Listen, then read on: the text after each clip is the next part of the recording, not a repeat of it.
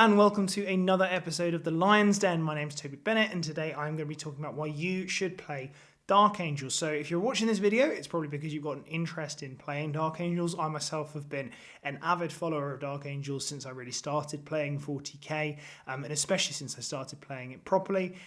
So you might be an absolute fanatic like me, with all the t-shirts, the candles, and definitely buying that Dark Angels helmet when it comes out. So, you know, I am that level of cringe. But let's talk about Dark Angels in the context of the game.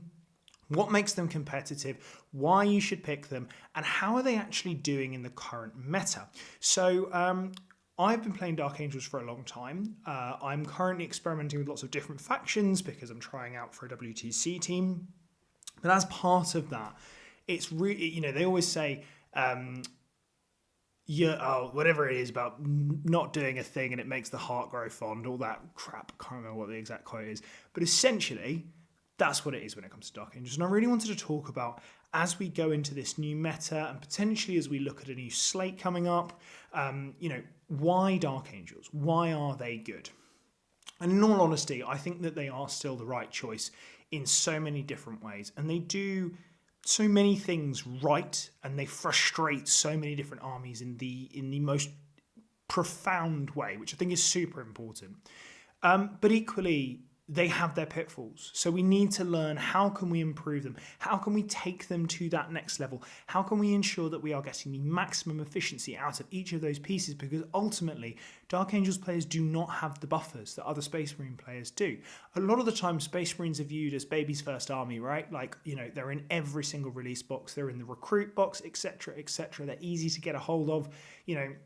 Most people started off with a box of Ultramarines as their first ever purchase. So they're viewed as this army that is very simple to play, is quite one-dimensional, everything is quite forgiving. Now, Dark Angels, obviously, we do benefit from the fact that we've got Oath of Moment and we've got access to the Codex Space Marine detachments. However, there isn't that forgiveness within Dark Angels. I think we are some kind of hybrid between Space Marine and Custode. I was looking recently at a number of models in terms of my armies that I've been playing at the moment and the Custodes. And honestly, there was always more Custodes. So I think that's evident in terms of like how super elite the Dark Angels are, or can be, because you can play them with more models. But personally, I really like that kind of super elite feel. So if you enjoy that as well, then maybe this is definitely the army for you. But I think we've got to add to that context of why would we go super elite? How can you leverage that in game? You know, why would you want fewer resources than your opponent? Are they really that much better quality? 10th edition is the edition of it's not meant to be the edition of damage output, and it's not meant to be the edition of rerolls, but it certainly is, because most things that get touched in 10th edition, they die. So how can Dark Angels be a survivable force in that and actually outdo their opponents? They don't have the damage output. Do they have the survivability? Those are the kinds of questions that we need to ask ourselves on really analysing, are they good enough for 10th edition competitive play? And I truly believe they are. I'm a big proponent of Dark Angels, and ever since I adopted this new Dark Angels list, I've had 9 wins and 1 draw so far at tournaments. There have been teams tournaments, so obviously there is an element where I get to pick my matchup so much, but in all honesty, most of the time I've been throwing myself on the sword for that, because that's kind of Dark Angel's role. We very much are that blunter, but in fairness, we can turn into blunt force trauma very quickly for our opponents.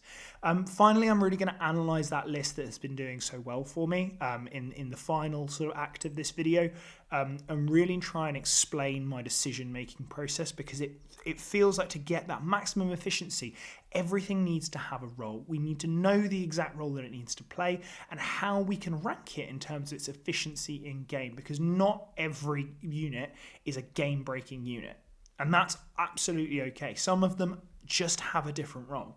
You know, you can't compare a JPI to a Deathwing Knight. Not only are their points wildly different, their role within the game is so wildly different. So without further ado, let's start on why Dark Angel is the right choice. So for me, I love the fact that it's mixed arms. We've got that super elite infantry. I've always loved Terminators.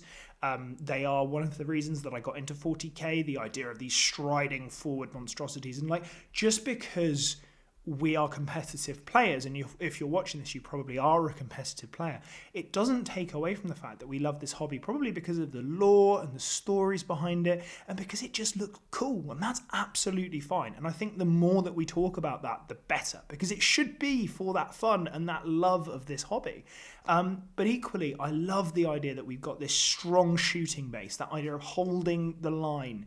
I think there's so many other Space Marine chapters that do that kind of that line breaking, the dynamism. You've got Uriel Ventress with his naval assaults, all that kind of stuff. It's very cool. But for me, I think going back to the Purging of Cadalus, and if you've not read that book or listened to the audio book, I thoroughly recommend you do. The idea of those Dark Angels holding the line against that War it's truly incredible. It's definitely one of my favourite moments. But I like that access to these different wings and this different organisation of how Dark Angels works, and especially now that Ravenwing are becoming more relevant. They've really struggled in 10th edition, but more and more we're seeing them. Things like the Landspeed of Vengeance, sometimes even the Ravenwing Command Squad, Samael. Like, there is more play to these units, and it's great to see it. Honestly, I'm super excited to see each different wing of Green Wing, Raven Wing, and Death Wing all having some competitive relevance. But realistically, we still need those core rules to make sure that we're strong. When you're going up against the Sisters of Battle, you're playing against Miracle Dice. You're going up against CSM, they're always going to have Sustained and Lethals, those kinds of abilities. So how do we stack up against that? And that's from Oath of Moment. That really gives us a strong basis to be able to go, okay, there is a unit, I know I must kill it this turn, I will oath it and guarantee that kill. That's something that I think is so important to being a Dark Angels player, knowing how you can prioritise the kind of unit that might sabotage your early plan to be able to get in there and deal with those problematic units using Oath. Obviously, the fact that Wrath of the Rock has double Oath, that improves that ability too. And if you look back at some of my videos on Wrath of the Rock, I've discussed ways that I've been able to chain activations of slaughtering through my opponent's army, because I've got innate rerolls in some places, Oath in one, they kill that unit, and then I Oath a second and kill that unit too. There's just so much value that you can get out of Oath of Moment.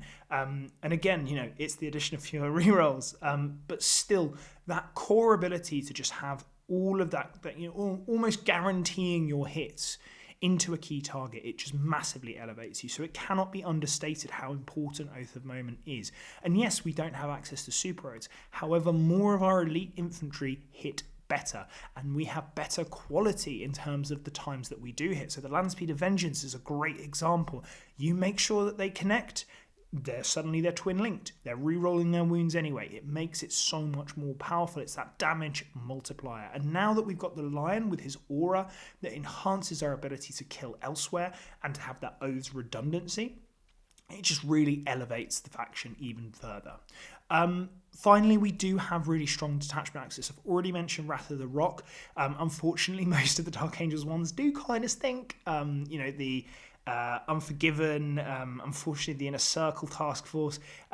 Luckily, Company of Hunters is quite good. There's definitely play. When I've played it, I've really enjoyed it. But unfortunately, compared to some of the other factions, Gladius is still king. I think Stormlance Dark Angels, obviously that's really where I cut my teeth. It is the army that I miss the most, to be honest. But in all honesty, it's not an army that I would look to be playing right now. I think that flat 6 reactive move has reduced in relevance, especially now we can't do it to the Lion. And I think unless you're spamming, the Storm Raven, you're not getting much benefit out of Windswift Evasion, which is a bit of a shame. But I think that's why Gladius is now my go-to, and particularly because it's got access to that fight on death. So even if you do take down those Deathwing Knights, they might drag you down with them. And then just having the access to Lance for the Lion has been really intrinsic, because going from wounding big knights on 3s rerolling 1s, suddenly you're wounding them on 2s rerolling 1s, and they are not getting a save. So that is really quite impactful. Obviously, you do lose a little bit of the the ways you can kind of go for a little bit more of a cheeky advance in charge because you've got access to it the whole time. You have to plan a little bit more. But equally, I think overall, Gladius's suite of strats just really makes up for that. So yeah, Dark Angels is 100% the right choice. If you love that elite infantry and you want to leverage them, you want to get into your opponent's face, you want to hold that solid line of elite infantry while you pound away with guns behind them. That quality really, really elevates Dark Angels above other factions, because you look at things like Custodes, they've got that line, that golden line, awesome. What's their gun line? Maybe a Caladius battle tank, but it's not as dynamic, in my opinion. It doesn't have that speed, it doesn't have that threat to get those angles, etc. It's a mainline battle tank. It's less interesting. It's less useful, in my opinion, as well. Having that speed to be able to get around your opponent's flanks with Ravenwing while you stick them in the centre, it is very much that kind of hammer and anvil strategy, which, it's been a strategy for many, many years for a very good reason. So that's why maybe Dark Angels is the right choice for you, and why it certainly is the right choice for me. Next, is it the best Marine? In short, no. And that's absolutely fine. There has obviously just been a new release for Ultramarines in the Victrix Honor Guard, and they are stupid levels of good. That you are going to see 20 Victrix Guard, obviously 18 of them in the standard and then 2 from Calgar. You're going to see them everywhere. I think the only thing that's going to limit them is people's access to those models. They are incredible. Absolute class. -1 to wound when they're led, which of course they are going to be. A blood surge in Space Marines, that's exceptional. And then other ways to give them movement tricks, like Gladius's advance and charge, Calgar having it the whole time, Cato Sicarius giving them the reactive move. Ironically, Captain Sicarius is better than actual Cato Sicarius for that role, even though obviously he's just come out with a new model and he's significantly cheaper. Quite entertaining, but I think Games Workshop might have screwed the pooch ever so much on that one. But Victrix, they are de facto the best way to play Marines currently. But equally, when was the last time that Dark Angels were the best way to play Marines? In all honesty, I think we have to go back over a year, where Deathwing Knights were 235 points and they just had their glow up. That was the one time that Dark Angels were like, yeah, okay, that's probably the best way to play Marines. Equally, there was Blood Angels there arguing that they were the best way to play Marines. So it's all about that context. But right now, I think it is the Victrix Honor Guard lists that will be the best. But there are still other versions of Space Marines around and really bullying people. I mean, obviously, Raven Guard has been consistently solid for a long old time. If you are on a board where you can get those lanes really easily from coming in from Strat Reserve, they bully people. And, even if you're on boards that don't always, the threat of all of that 6-inch deep strike can really threaten an opponent. And I've heard that turn 1 rapid ingress is quite good fun, as I know from playing the Lion. Every Dark Angel player knows how great it is to do it, but we so rarely do it that it comes up once every, say, 5 games. Raven Guard gets to do it every single game. It's incredible. But that's when we come to the last, and that's the durability. And I think as much as Victrix Honor Guard, they're 4 wounds, 2 up save, and -1 to wound, do Dark Angels still win that durability race? And in all honesty, I do believe so, because they're the only ones with access to a Primarch with a 3 up invulnerable save. And yet the Lion does sometimes still feel like he falls over to a stiff breeze. But that -1 to win that he's got, that 3 up invulnerable save, sometimes you just scam people. And it's absolutely incredible. It's a hell of a feeling when they go into you with their entire army. It's almost that scene in Star Wars where the spoilers, the hologram of Luke Skywalker standing there, and Kylo Ren shoots everything at him, and it's just like, no more, and he's just still there, like, and what, mate? I love it when the Lion does that. That just feels so cinematic and so cool for the Lion to be able to do that. And very on brand for the Lion, just to kind of stand there and go, and what, son? And what? So, I think there's that survivability that we get from Deathwing Knights as well. And even that survivability that comes from our speed when we go to our Ravenwing. We're able to leverage that range with, say, the 36-inch plasma battery. The speed of those speeders gets them into cute little angles that your opponent's going to struggle to shoot you back in when you deal with the key target that they're shooting. The size of their chassis, that quite sleek chassis. I know they've got the weird bits that point out the side, but the sleek chassis really benefit you. There's so much to them that makes us more survivable. And the fact that then we force those difficult choices with things like shoot back or fight on death, or -1 to wound if you're playing Wrath of the Rock. There is so much to that survivability of Dark Angels. So I do believe that they are the best in class for durability. Is that enough in this edition?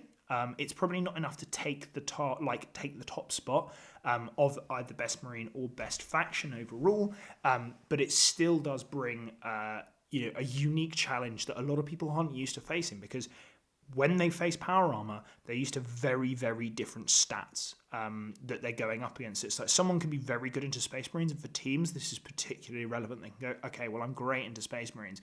I can take out that Dark Angels player.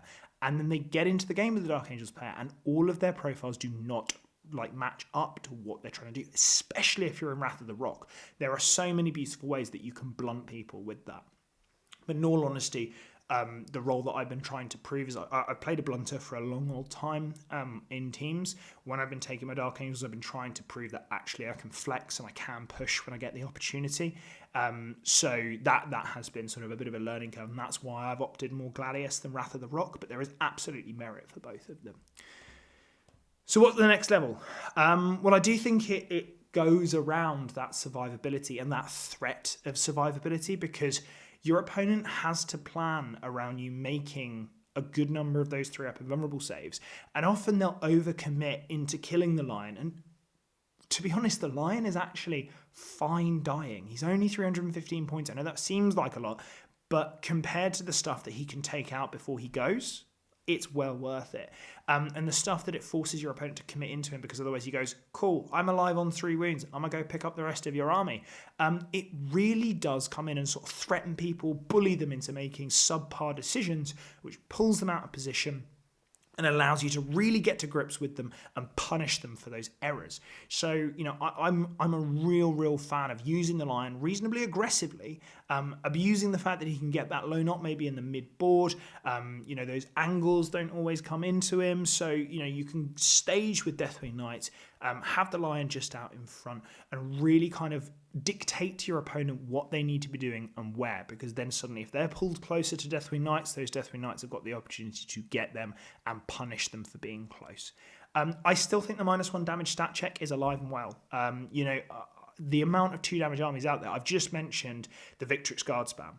That army is incredibly reliant on being 2 damage. I think World Eaters use it to a lesser extent now that they're going for the 20 blobs of Zerkers, because they have that plethora of 1 damage. However, how much is that going to come up? Because, say you're in a more 8-bound heavy meta, bouncing off those eviscerators, there's loads of different things that you might need to do, and that 2 damage being reduced by 50% really does come up. And it's something that I used extensively to sort of keep Death Guard players honest, especially when it came to things like Death Shroud Terminators, and I do still think we'll see a lot of them. Grey Knights are another really good example. I know there are a lot of 1 damage, which is why I'm less of a fan of that matchup, but it still felt very impactful when I was able to sort of go, okay, well, in combat, you aren't going to hit me as hard, so I can start tagging up and start being frustrating, getting you in positions that you don't want to be. There was all sorts of things that I was able to do. I do think that Dark Angels still struggle a little bit more on Games Workshop and UKTC compared to how they do on WTC. That's not to say that they're bad on it. I think there's definitely builds, and I think there's builds that you can use really efficiently, especially now that UKTC has changed that slightly heavier setup. But I think you can't lean as much on that -1 damage stat check. I think you have to lean into that speed plus durability. That's where the Raven Wing really come into their own. The Vengeances, the bikes, etc. Samael can really perform in that context. So I think on those terrain pieces, Dark Angels lose a couple of percentage points for that win. But on WTC, I really love the way that Dark Angels play at the moment. And if you get the map that you're keen to play on, those ones with the traditional Dark Angels staging, and usually the opponents that you're hunting probably want those kinds of boards as well, you can really put the hurt on them. So Dark Angels in this meta. I think if we do go into this power armor meta with more World Eaters, more Ultramarines, which is probably quite likely, I think we're in a really good spot. Marine meta has always been something that Dark Angels excel in. We're very good at killing other things in marine armor. Thematically, makes a lot of sense and kind of cool. And we really are a pain in the arse for them to deal with, because what in Marines has that kind of regular 3 damage? There's very, very little. So being able to halve a lot of the damage output that Marines provide, or just save it on a 4-up if it's, a las cannon shot from a ballistas, or that kind of similar stuff, it really bullies them, because there's also a lot of AP2 in Marines. So Armor of Contempt really comes into its own there. Obviously not as good as it used to be, but still, it's still pretty damn great. I do think that with Eldari, Admech to an extent, and Sisters being as good as they are, it does hurt Dark Angels. I think the Eldari matchup, it's certainly winnable, and if your opponent makes a mistake, you can really, really punish them with Dark Angels. But it's tough. If they play the perfect game, if they play the game how they want to play it, they will almost certainly comfortably beat you. So it's not a matchup I would hunt in pairings, but it's a matchup where I would try and bait my opponent into making errors in pairings. Not in pairings, sorry, errors during the game if I was then going to try and scrap for points, which is how I've tried to play it the one time I have had to do it. Sisters are just kind of brutal. That plethora of melters has always been a problem. Back when Chaos Knights had the, so many Demon Breath spears and could really punish us at 12 inches, they were problematic. And it's the same now again with just, the amount of Retributors. Melters into super elite armies, especially when it's a cheap sister holding a melter, it's a real problem. So Sisters is definitely one that I would avoid. It's an army that I am getting very comfortable with at the moment and really enjoying. They are extremely good into Dark Angels. It's not a matchup that I would want as a Dark Angels player, be that Hallowed Martyrs or... what's the other one? The one that I play, Bringers of Flame. I think there are arguments that you need to make that Dark Angels do struggle into both of them.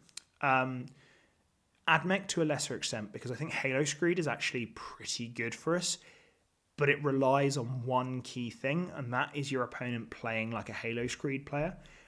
If they play like a Halo Screed player and they try and go, okay, I'm going to all in you, I'm going to go for everything, great, let them. You will kill them and you will win that game quite comfortably, because they can't get through those Deathwing Knights efficiently. They can't get through the Lion efficiently. They will fall over. And in all honesty, if they make that error, you're looking at like a 15-5. Against, say, the Richard Ziegler style list, the amount of Las chickens can be problematic. On WTC, a little bit better because you've got that staging, you can get to them, you can start bullying them. But the problem with Admech right now is they're just a little bit too cheap. So they've got stuff that they can throw in front of you. But if they... It's a difficult one, because if they do play that kind of trading game where they just throw a unit at you, block you, delay you, get on objectives, etc., there's definitely ways that they can really start punishing you. However, if they go for that all in, or if they stand back a little bit, you can really hurt them. So Admech is a bit of more of a strange matchup, and you've got to kind of really understand what you need to do into them and read how they are playing, which is difficult to then still not be like dictated to how they want to play, because it's how do you wrest that control of the game, because they get to be the aggressor. So how do you suddenly then turn that on its head and punish them for that aggression if they do go for it, or kind of force them into a more aggressive approach? A lot of the time it's around bait and seeing if you can make them fall for that bait. The Lion is an exceptional way to do that. If they go, oh my god, I can get Las chickens into the Lion, let them. Obviously it's tough because the Lion is likely to die, but sometimes you just have to live and die by that 3-up and that -1 to wound. It's difficult, but still. Next, I think we can really be built well into knights and hull metas. I think the lion is just disgusting into knights. Like, he picks up a big knight just for fun, and then baby knight even more so. It's ridiculous. Like, he will just cut through them. The Deathwing Knights themselves do very, very well into the triple despoiler build at the moment with the double Gatling cannons, because they're halving their damage output. Doesn't matter that they have all of those shots. They're saving on 3s. It's taking 4 to go through to kill one of them. If you're in Wrath of the Rock, they're wounding you on 4s.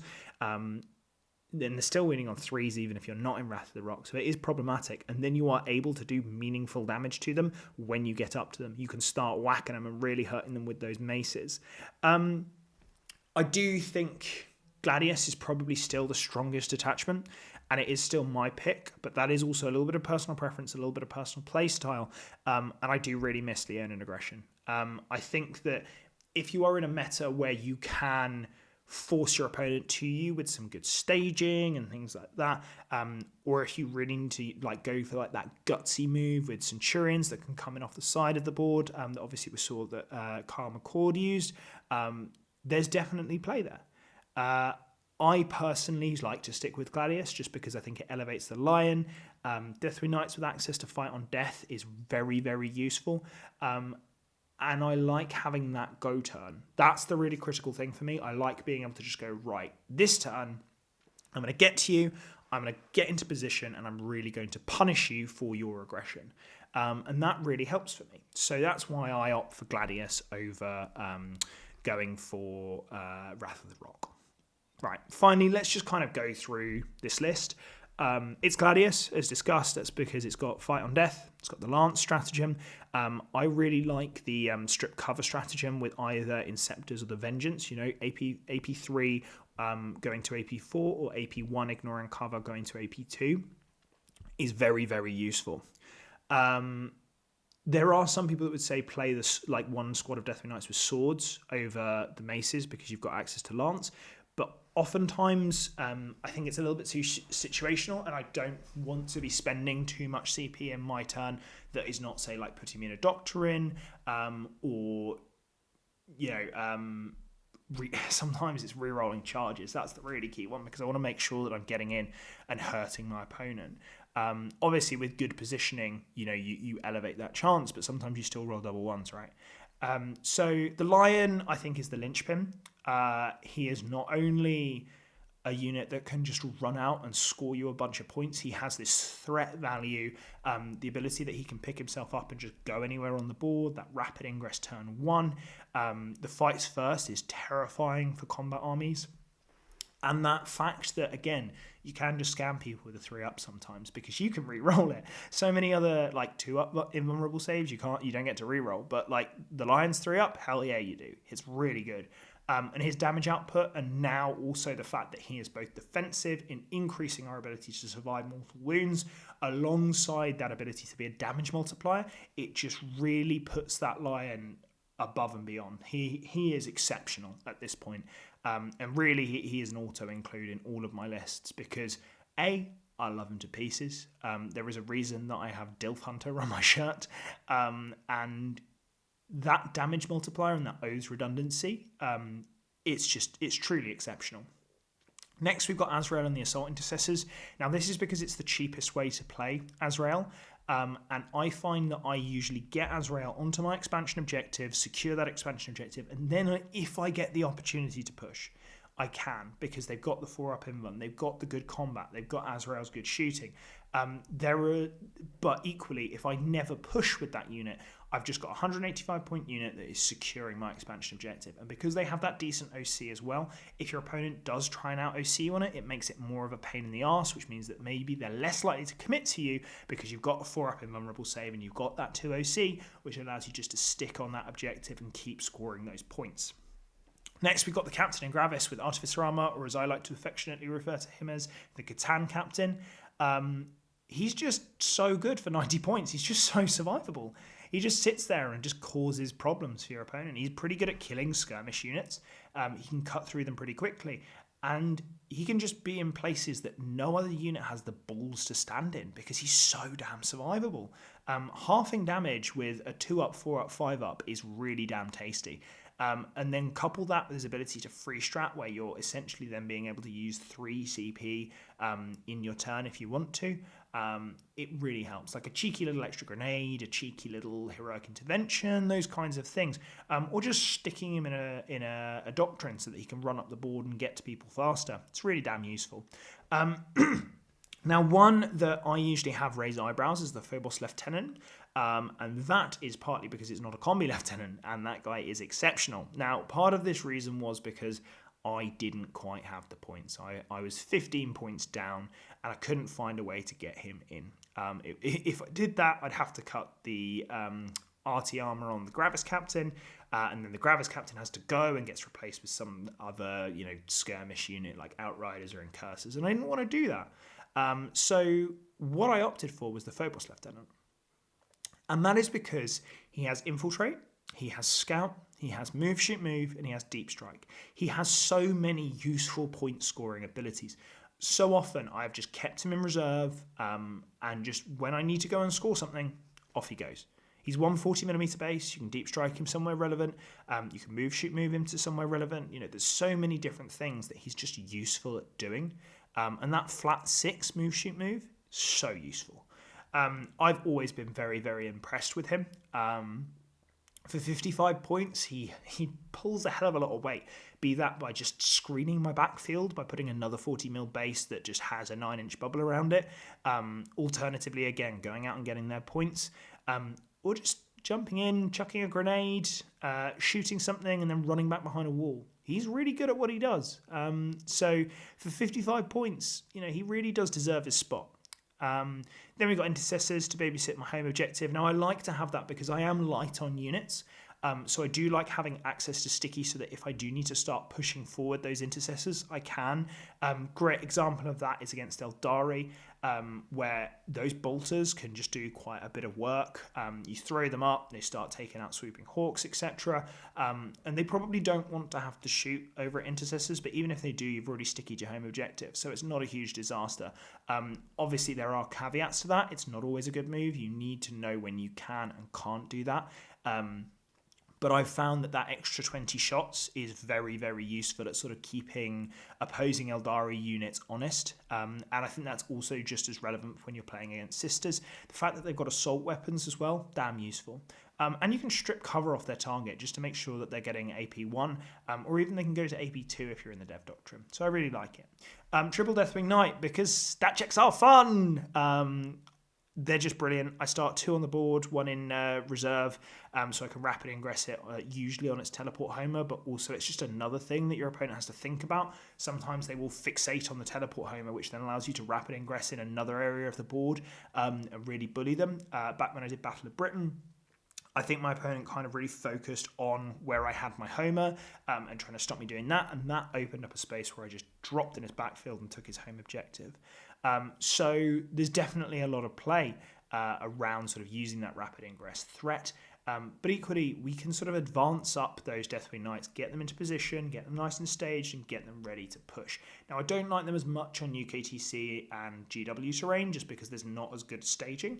But on WTC, hell yeah, it's great fun. Next, we've got 2 land speed of vengeances for the exact reason that I've said. They are fast, they punch well above their weight. Again, they make your opponent think in their turn because of their shoot back ability. There's so much to them that is just difficult for your opponent to play around. They're fast, they can go 20 inches and then start shooting things sometimes. They're just great. They're a really, really impactful little piece for 120 points with solid flat 3 damage, which is something that we discussed that Marines don't really have. Outside of, say, the Predator Destructor, there's not a huge amount of flat damage 3 that is regularly seen out of Space Marines. Next, we've got Bolter Inceptors. Now, a lot of people ask why I've gone for Bolter Inceptors over Plasma Inceptors. There is definitely an argument for the Plasma Inceptors. I personally like the Bolter Inceptors because I use them. I'm hunting Marine matches, right? Bolter Inceptors are exceptional in that. They're really good at making sure that I'm killing off Eldari pieces as well, Sisters units, those kinds of things. While as the Plasma Inceptors might struggle a little bit more into that. And oftentimes I just want something that I can drop into my opponent's backfield, just shoot, not have to roll a hazardous and then cause problems. Equally, I think there are arguments for plasma. The extra AP, the flat damage 3. But in all honesty, if I was doing that, I part of me just says go for another land speed of vengeance instead. But equally, I really like having that 6-inch deep strike and that slight difference in terms of what those bolter inceptors want to be going for. So again, it's speed and survivability in a slightly different way. Then we've got scouts. Keep your opponent honest, keep infiltrating, causing issues with that jump back from the scout. Uppy down ability is great, and scouts themselves are pretty damn punchy. I've always been impressed with scouts in terms of their damage output since they gained that extra AP on their knives. And then JPIs, again, early skirmish. That early skirmish is so damn important. So that is why I would play Dark Angels at the moment. I really think that they are a top tier army, and I know that so many people sort of say no, they're not that good. They're slow. They're easy to kill. But if they're played in the right way, and you plan for the kind of meta that you're going into, there is so much that Dark Angels can do that it can elevate it above other Space Marine armies, and quite frankly, above other armies in general. I'm really, really pleased with this list, and the Lion just really glues it together. But equally, if you lose him, it doesn't destroy that glue, because it's usually just opened up your opponent to a massive counterattack, because often they'll just overcommit to him, be in one particular space, and then you can kite them with your faster units, or you can smash them with Deathwing Knights. So I hope you really enjoyed this video. I'd like to take some time to thank our sponsors, Glasshammer Gaming, Terrainforge, Gambit Gaming, and Trident FutureWorks. They're fantastic. There's loads of codes that you can get in our link tree down below. If you like this video, give it a like, give it a share, give it a comment, all that kind of stuff. Tell me why you're playing Dark Angels at the moment, why they are the best faction in the world. And keep smashing people with them, because I love seeing Dark Angels players doing well with them. It's great, because I absolutely love them to pieces, and I don't get to play them as much as I want to at the moment. So keep smashing people. And remember, finally, stay loyal, fuckers. We'll see you in the next one. Thanks for watching. Bye.